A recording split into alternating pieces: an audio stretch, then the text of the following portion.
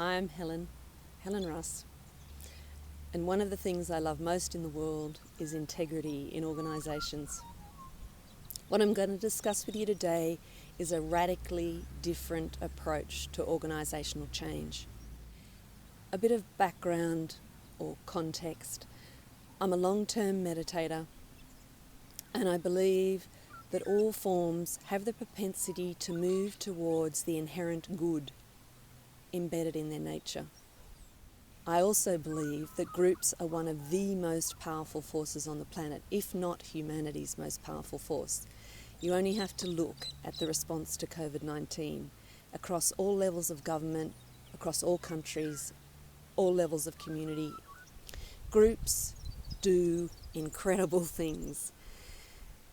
Literally, we overcome the limitations of matter, in that we can send each other around the world, we can send our thoughts around the world in a second, we heal each other, educate each other, feed each other.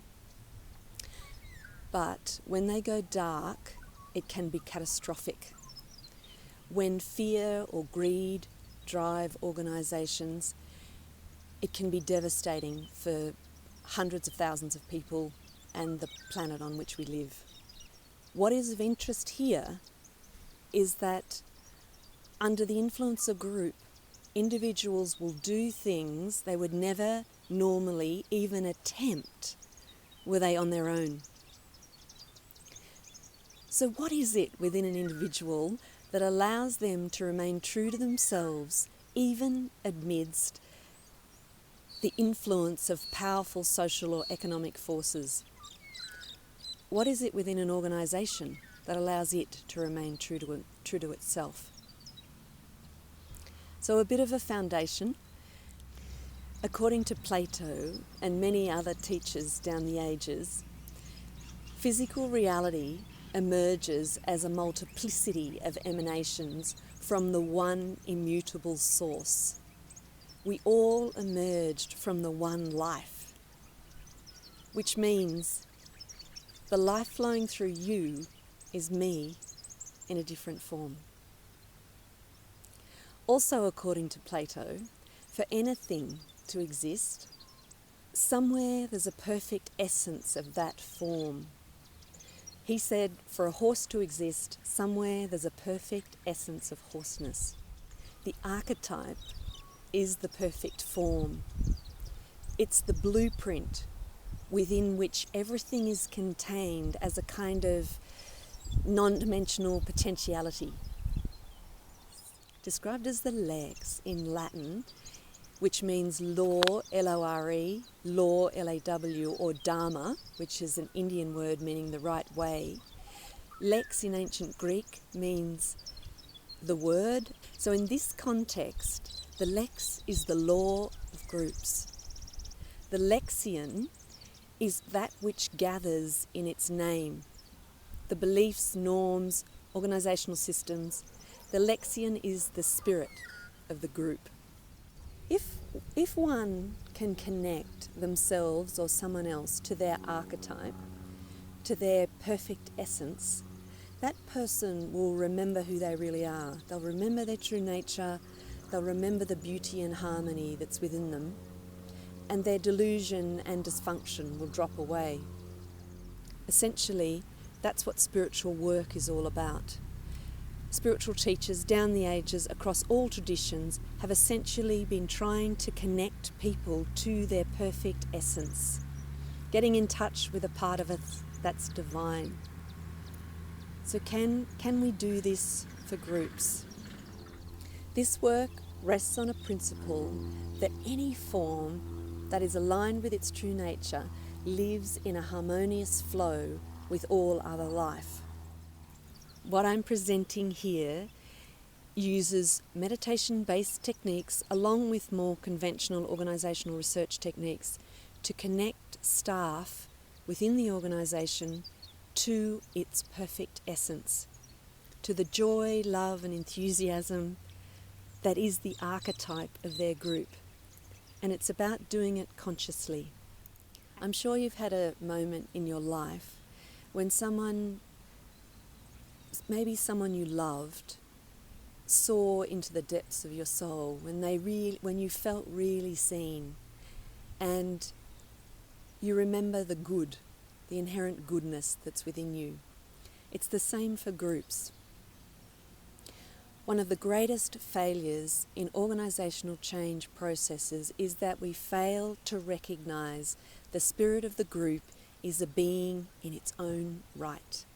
Consciousness with its own desires, fears and agendas, its own psychological makeup.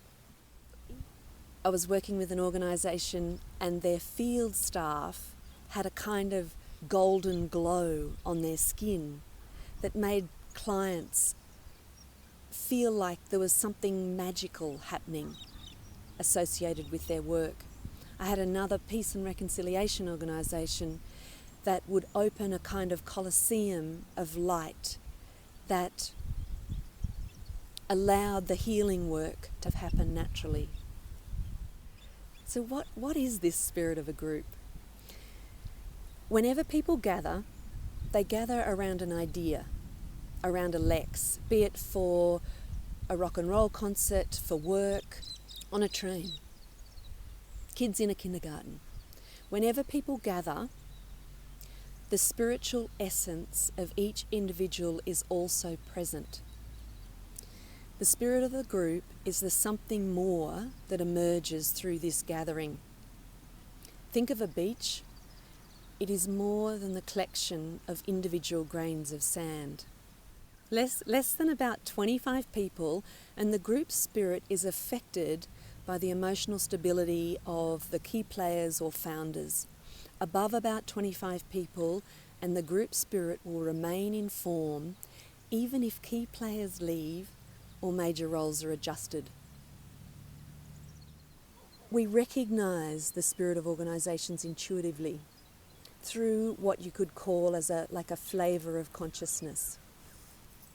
If you think of Qantas Airlines versus Lufthansa Airlines versus maybe Southwest Airlines in America or American Airlines, each of these organisations carry out essentially the same function, but each of them has a slightly different flavour. One might be more heavy or light. One could be more opened or closed. One may be more aspirational. One might be more depressed. If you can recognise that McDonald's feels different to Burger King, then you recognise the spirit of those organisations. Now, it's true to a degree that the CEO is the person who tells you what to do within an organisation, but in reality, most of your learning comes through the spirit of the group intuitively, be it corporate behaviour, dress codes, how things get done around here. While we're in the presence of a group, our thoughts, beliefs, and our actions, even what we believe is possible, is shaped by the Lexian. The CEO does shape the spirit of the group to some degree, but the collective thoughts and values are what drive it. For example, if the CEO, the board, or a group within the organisation are only interested in their own financial gain, perhaps, every act or thought they perform while working for the organisation will imprint the Lexian with those qualities. And those qualities will be reflected back to colleagues, customers and clients alike, no matter how beautifully crafted is the statement of ethics or the mission statement. Likewise, if people in the organisation are inspired, enthusiastic and full of fun, the group spirit will reflect those qualities. In groups, we live in the psychological soup of our own collective making. The spirit of a group exists whether we are consciously aware of it or not.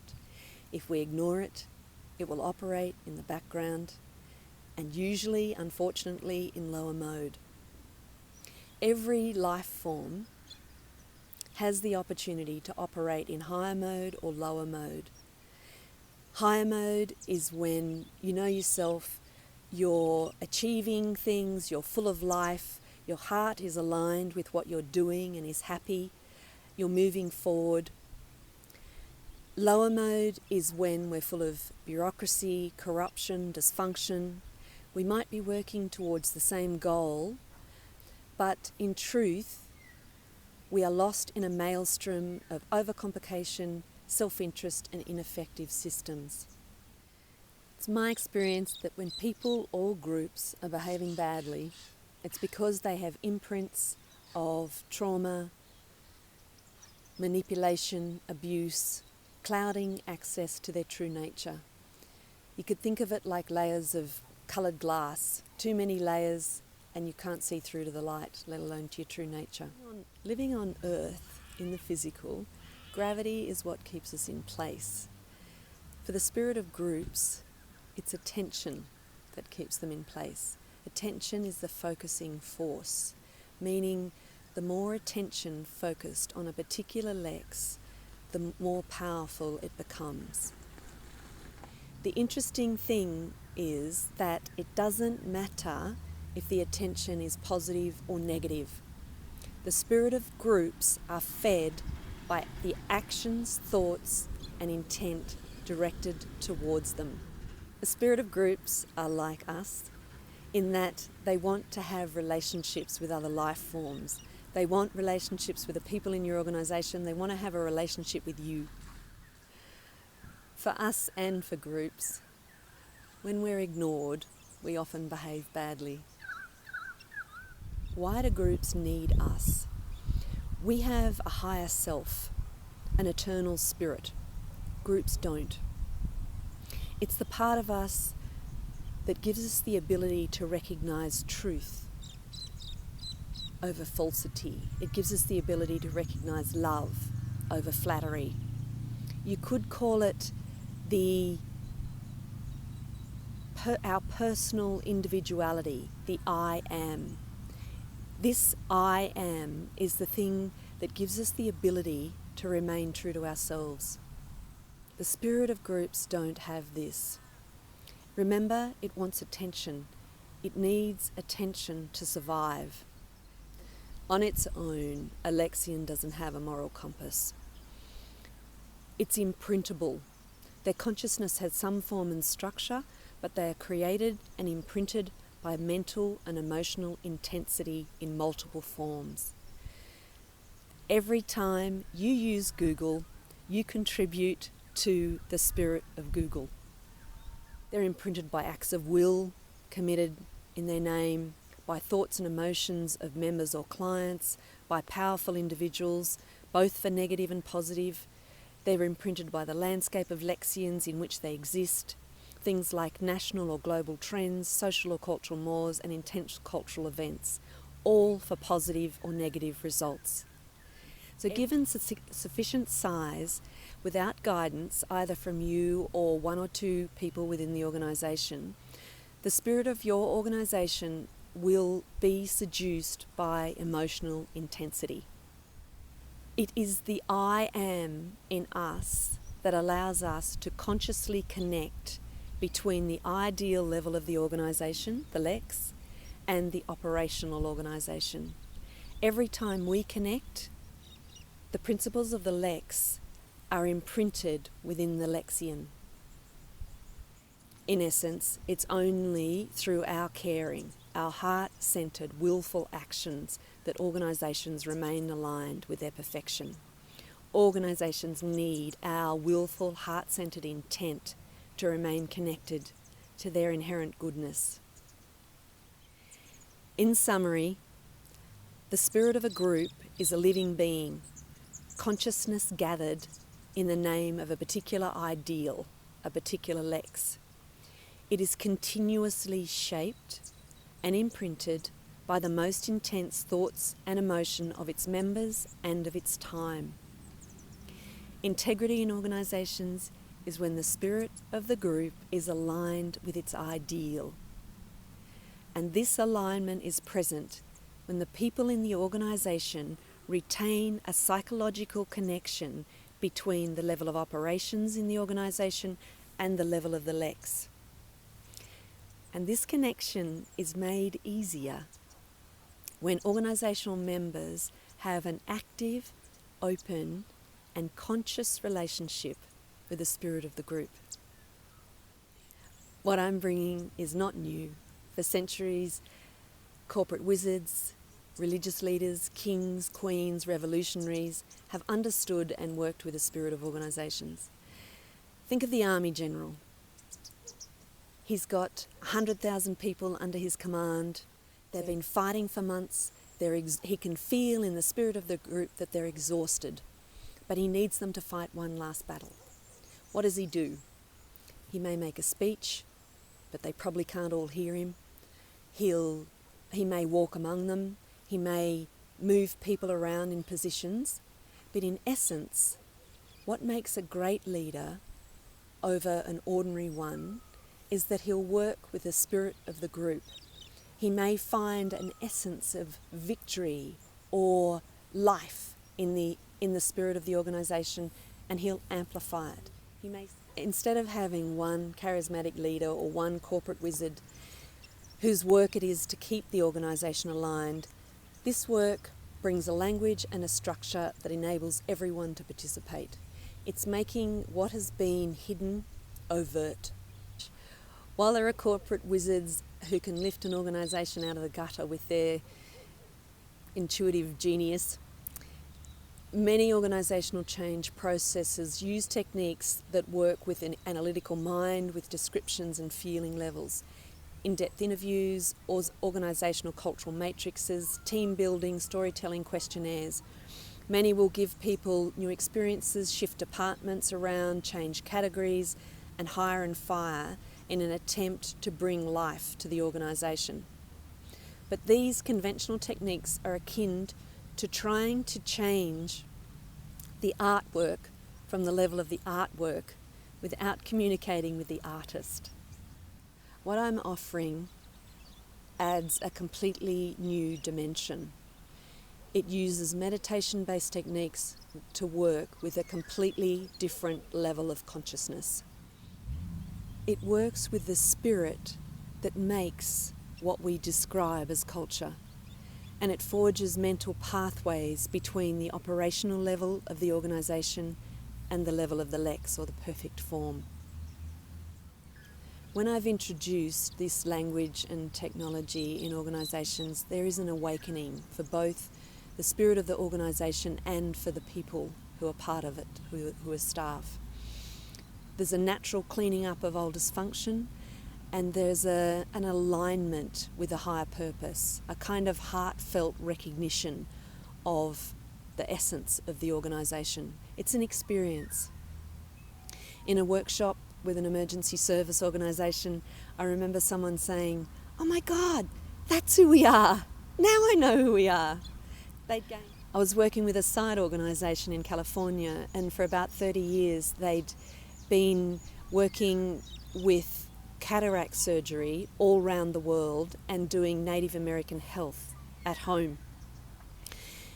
This dual mission had created a kind of schism within the organisation, which during staff interviews we were repeatedly told about.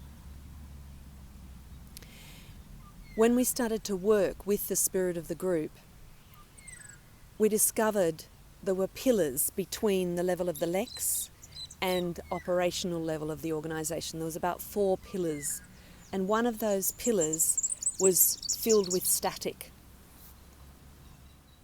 At the next board meeting, of which I wasn't present, the board made a decision after 30 years to change the Native American health program to a program dealing with Native American sight. After 30 years, there was integration across all programs. The internal schism resolved itself. That is the power of this work. When things are really seen into the depths of their being, they have a natural tendency to return to their true nature, to their inherent goodness. They return to a state where they are living in a harmonious flow with other life forms.